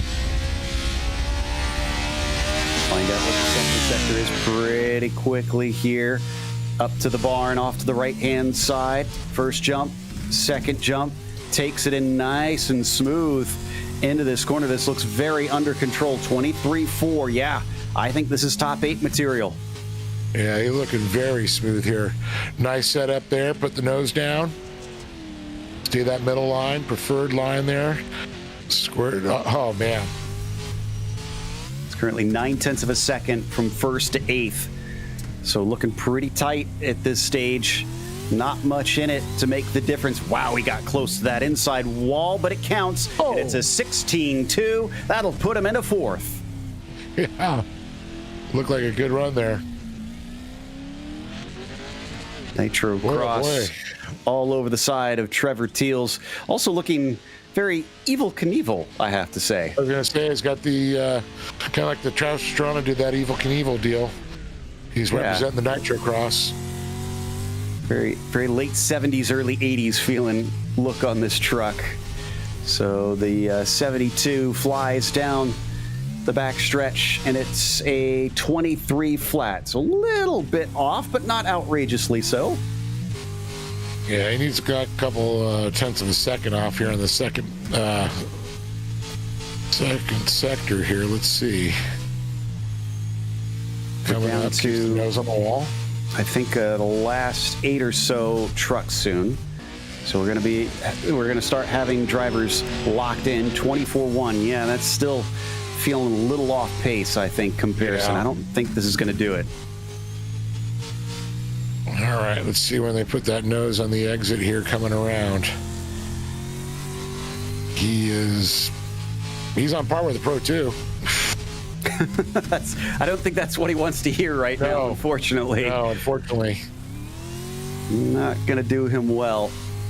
Last corner, across the line, 17.4. And that's outside looking in. That's going to be P13 for him. Nicholas Dachelet, the next one across. The old, was it the old Parsons Chevrolet on there? Days of Thunder, baby. Love it. And Chevy Thunder. oh yeah. So now that's one I have seen many a time. So Never seen it. I actually, so fun story about that one is the a friend of mine who is out in LA, DJ Clark. He's worked in Hollywood and had a friend who worked on Days of Thunder, and the crew got custom Days of Thunder jackets and gifted it to him. I am so supremely jealous that he has that. That is a never let go sort of item. Yeah, I've had quite a few of my friends who are stuntmen worked on that movie, and they got those jackets too, and they've rubbed it in my face a few times. I'm gonna have to say gift. Yeah, who's inheriting that? Can I get that from your kids? Yeah, I mean you will, damn it. All right, 22.5, 23.4. This is looking pretty good for Nick. He'll cross the line. Is it top 8? Yes, it is. It's a 15.8. Wow. That's going to be front row. He got right up there. He almost looked shocked at it himself as he looked at the time. Let's see Tyson now. I know he was a little frustrated from the Pro 2s. Whole shot to third place, but still a great run for Tyson. And Tyson can drive a Pro 4. We've seen it in the series. He's always up there fighting. All right, Tyson comes across the first sector, 22.6. This is looking good. He'll bring it around the hairpin. Does that say torque jam? Is that what it says? Yeah, as I was going to say, it was a torque jam. I was trying to read the side. I wonder if that's his Twitch handle, since he's got the Twitch icon there all over his truck. Some of these drivers do stream as they race as well. Terminator.com. Yeah. 23.5. He's Terminator. Hustling. Yeah. Good time, 22.6 and a 23.5. He's on par there. Let's see. He's going to put the nose around. It's going to be at 102. I think we've got at least Culver and Dachelet locked in at this stage, if my math is right here. Can Tyson join them? Comes across the line. Damn. 16 flats. Very, very close to cutting under 116, but good enough for fourth. Front row. Look at that, how we're changing it up. It was a little rough start, but I'll tell you, these drivers have just really turned it up. And guess who's in 8th? Zach Drapkin. No. Is it going to happen again? Oh, man. You got some fast drivers still to come. So, yeah, Wes Graham, Kyle Cooper. We had Rick. Did we already have Rick Hughley? I thought. Unfortunately, Rick hit the wall. That's right. That's why I thought that. I was trying to remember if it was that or the Pro 2. So it was this one. Luke Knupp and Connor Berry. And if Connor doesn't make the top 8, I'd be shocked. So I think Zach Drapkin kind of knows the writing on the wall. And Luke Knupp. Exactly. Fast driver. Yeah. Wes Graham, 23 flat, 23.9.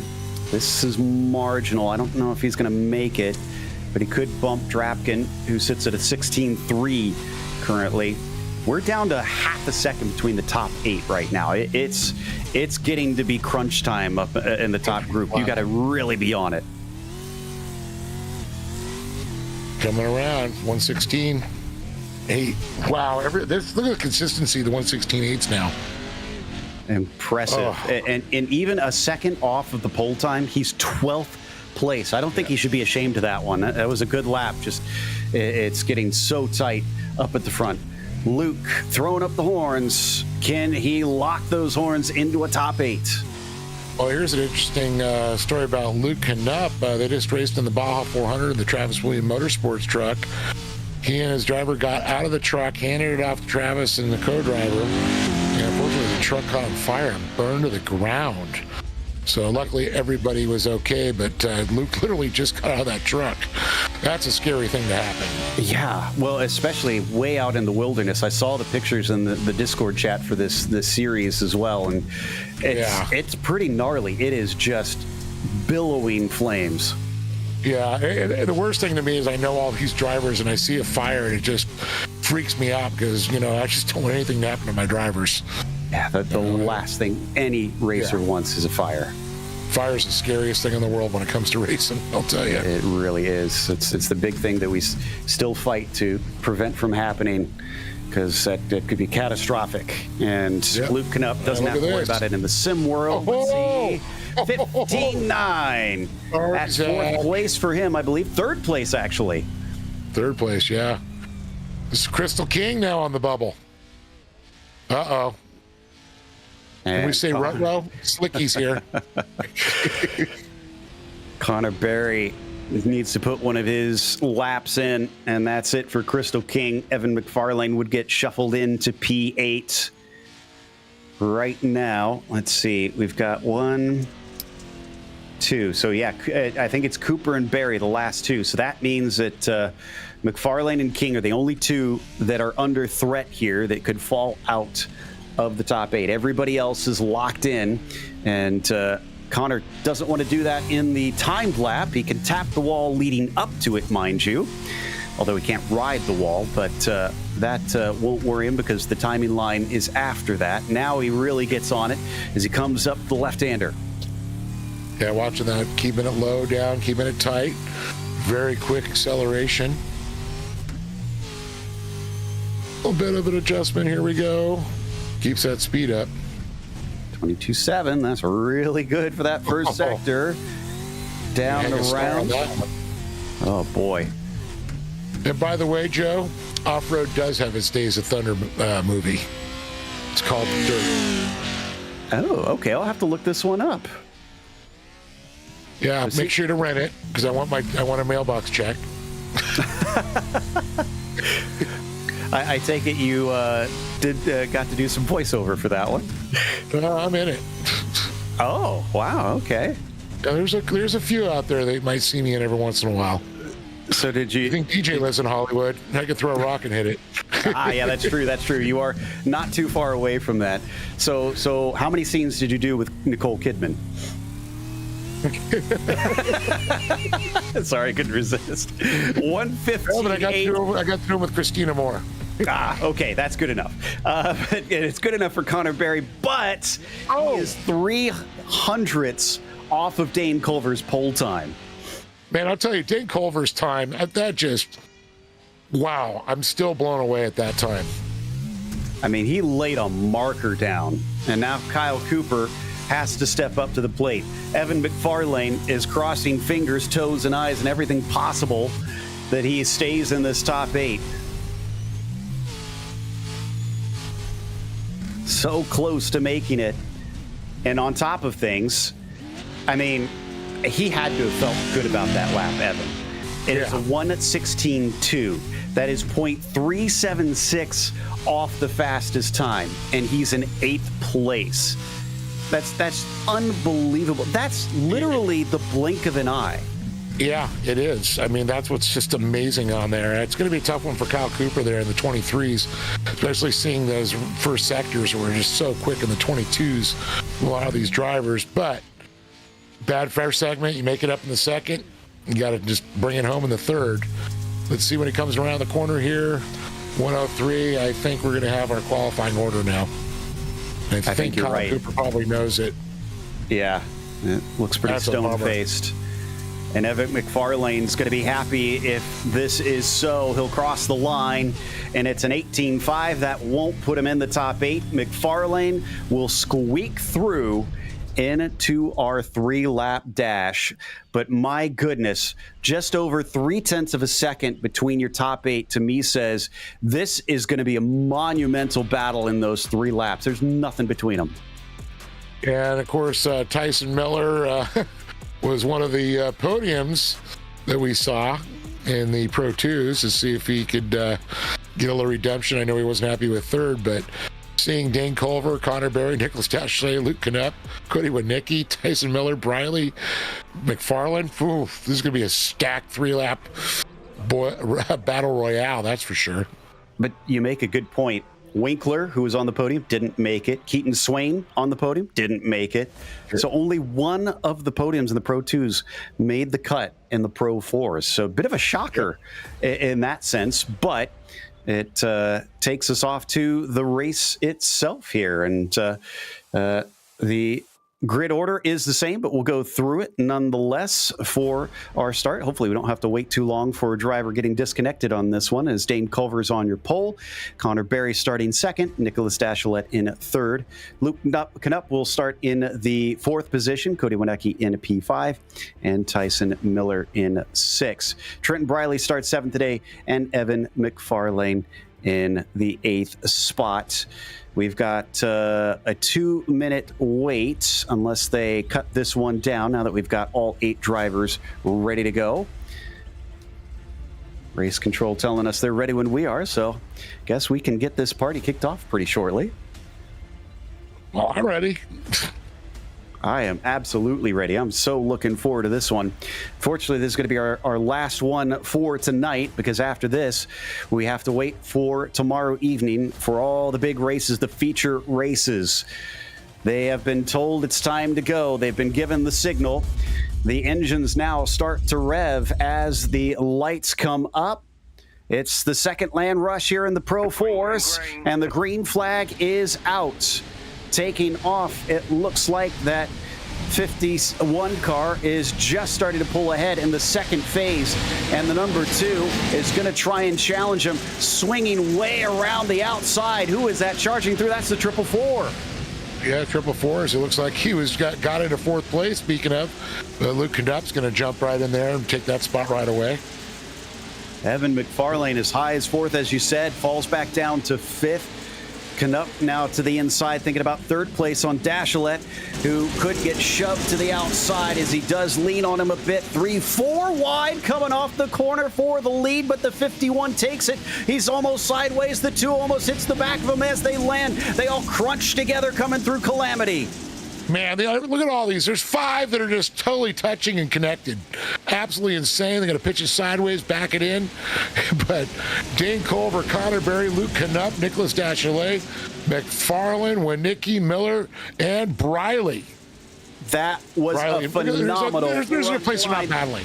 Look at that. Berry and Culver still fighting for the lead up at the front. And in all of this, nobody's been turned. This is fair running. Cuts underneath him. Tries to pull the slide job. Can't get the truck in front of him. The battle rages on. And it is a drag race now as they just about have completed the first lap. And look, Connor's going to move out there, try to take away that inside line away. Culver's going to slide around. He's got to get that nose up to be up front. Oh! Gets a little sideways. He touches the air. Oh, no. Disaster for Berry, who winds up in a heap off to the side. He knows it's over, shakes his head. He'll try and get the truck rolling. I don't know what shape it is in, though. And that means that Dane Culver is now your leader. But Dachelet has something to say about that. Yeah, Dachelet, though, he's going to be getting right up in the inside there. He's going to definitely put the pressure on him. Tyson Miller back in that 3rd place, though, trying to fight off Winicki. But look at this. The 444 up the inside again. Man, he just comes from nowhere. He barely made it through, and we've lost the 51 because he was given a black flag. He knows that's essentially the end of this race, so he just abandoned it and sent it flying. Now, that was because of the contact mid-air. That's a big no-no in this series, so it was a pretty quick black flag. A bit of a shame, but this now means that our top 2 in the race after the first lap are now gone, and Dachelet leads. Whoa, and a car gets sent over. Oh. Taking a look again at the replay there. Oh, that was violent. Yeah. Yeah, there's broken parts. He's still running. Barry's actually in 6th place. He's passed Tyson Miller. He's trying to pass him. And there's the car that got sent over. And that's why he's trying to pass him. That was Tyson Miller, who just got a rude shove. And Dashley out front there with Nicky Knupp. And the Knupp starts sliding backwards. McFarland, the 444s, I'll tell you, and the Knupp, he is off now. He's into the pits. Yeah, he's got a penalty for the contact. They didn't like that side-to-side contact there. I think it was maybe from a little too far back, and he runs into the side. Oh, no. Oh, Connor Berry got sent off into the weeds. We didn't see it on screen, but the returning Luke Knupp, who was coming back from pit lane, hit him in the side and sent him off track. Oh. Here it is. Yeah, we're going to take it. Oh. What black cat walked in front of him? Yeah, I think it was a herd of cats. And he finds his way back in. Nice job. I didn't know there was a hole there, actually. So, yeah, it's a drop-off hole. I've slid down that hill walking across it. It's soft, let me tell you. I can only imagine. I've had to walk across a dirt oval many a times, and I learned how to pick your way carefully because your boots definitely wind up caked in mud. Yeah. Yeah. So last lap, Nicholas has the lead. Wienecke looks a little too far back at this point. And this has fallen into his lap a little bit. But now that it has, he has picked up the torch and he is running away. And Nick is going to be your winner in the Pro 4 Dash. Dashlet definitely going to be loving that going into tomorrow's final. Cody in second, and my goodness.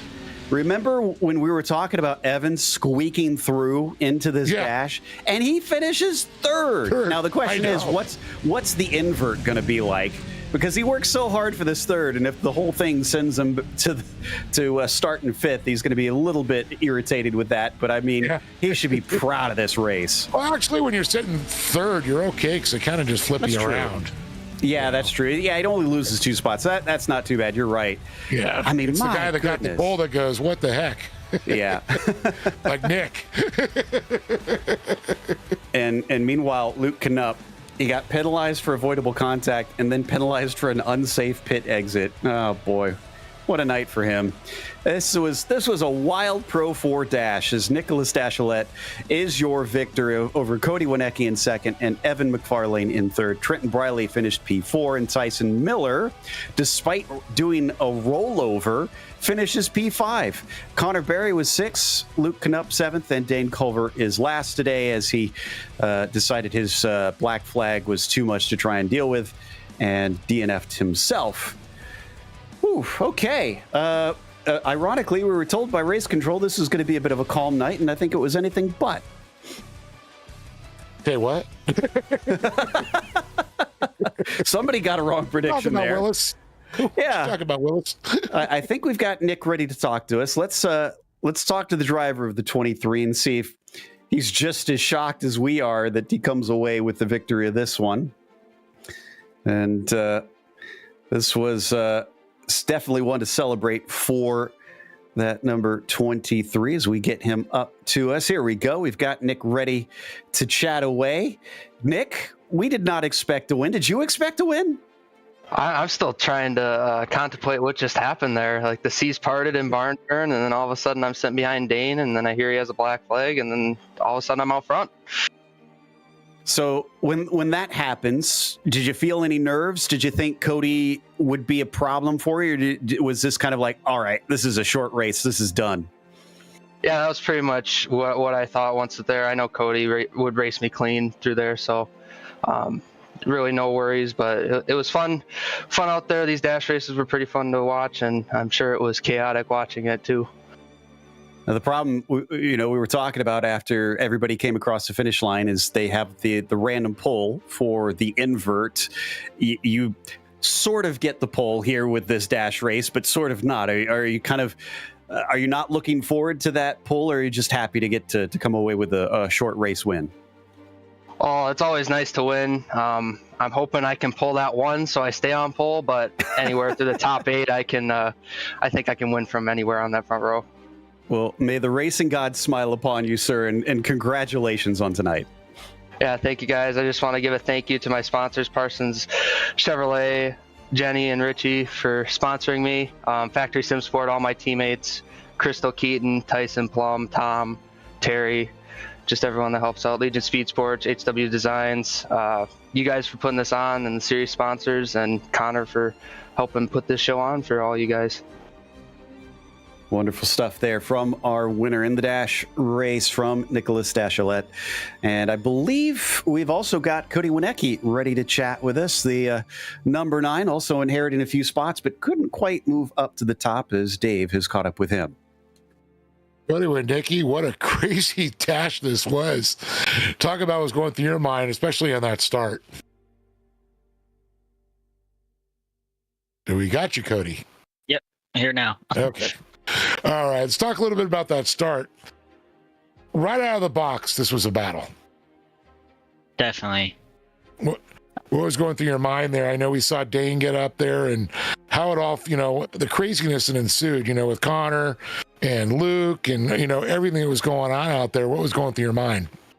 Well, I knew the land rush was going to be tough. These top drivers, top 8, they're immaculate. Like, we'll try to keep it clean, but stuff happens, and we were 8th off the land rush and just picked our way through the pack, just slow and steady, waited for other mistakes and capitalized on it, and it was a good race overall. When you're out there and you're seeing little mistakes, are you looking for, I have an exit plan? Do I, what are your thought process when you're seeing things like what we just saw with the little, with fortunately Luke and having his problem, and of course Connor going off?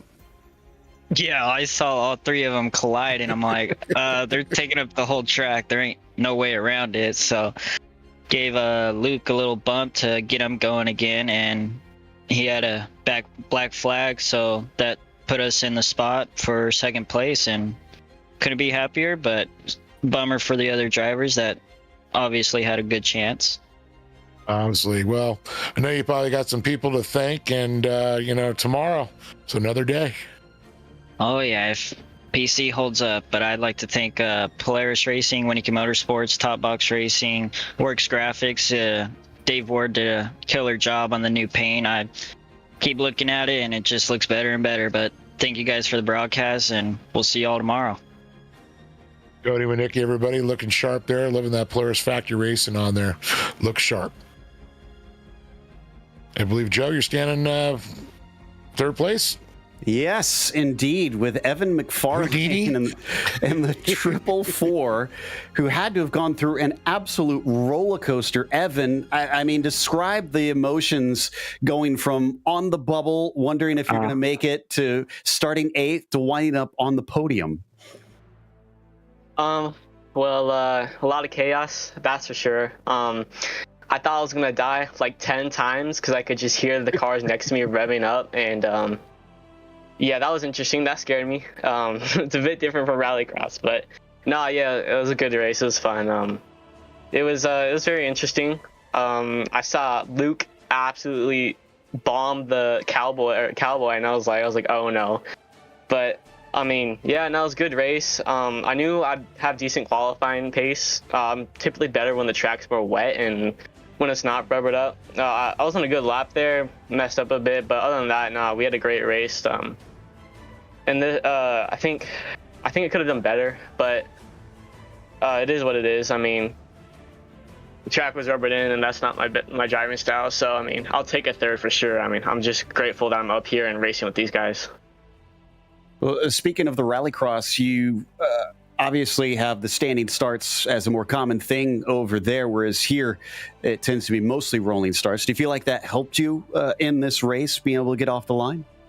Yeah, absolutely. I mean, I feel like I have a bit of advantage there because I'm just used to just always having those standing starts. So yeah, it made it really easy for me, and I think I pulled a little bit on those guys when I look to the right. So yeah, that made it great for me. I knew starting on the outside that if I just try to get on the dirt fastest or first, shout out to Matthew for that, because he coached me before the race and told me about that, and that really helped me get that run. And I think I would have had that. I'd be side by side with the leaders, I think, if they didn't slide up. But I mean, that start definitely helped a lot, because I just had the track position. I was able to move where I could and just whenever I wanted, and I was able to take any opportunity I could just up there if the guys in front of me were battling and making mistakes. Well, I have good news for you. We've been given the information on the inverts. Pro 2 is the top 6. Pro 4 is no invert. So you're starting third tomorrow, sir. Yeah, that should be good, but we'll see. Third is not a bad place. I'll take that for sure, especially on the start here. But it's kind of when there's 20 cars on the field or 20 trucks, my bad. There's 20 trucks in the field. It's gonna be chaos. So I mean, I'm just praying that we get a good start. So yeah, I'm looking forward for tomorrow. We are as well. Again, congratulations on a well-run race, sir. Yeah, thank you. I'd like to thank all my sponsors, KS Industries, Team Watson Setups. If you want to get some of me and Matthew Lindy setups over there, check those guys out, as well as Rallycross setups, just setups in general. I'd also like to thank my mom, my dad, my brothers, and always thank them for being there with me. The Lord above, he's always kept me fast, and he's always watched over me, so I'm extremely thankful to him. And yeah, just Marlin Sports, Malin, Martin Sports, Fluid Logic, True Speed, and yeah, just all those guys at the team, KS Industries again, Matthew Lindy, Robbie Lareal, James, Greg Johnson, Josh Darnell, Eric Dubois, all those guys over there. And also you guys for putting on the show. Well, thank you very much. You guys definitely give us a great show to call. That was Evan McFarlane in the 444 truck, finishing third in the dash. Oh man! Again, Dave, we were told this is the calmer night. What can we expect tomorrow?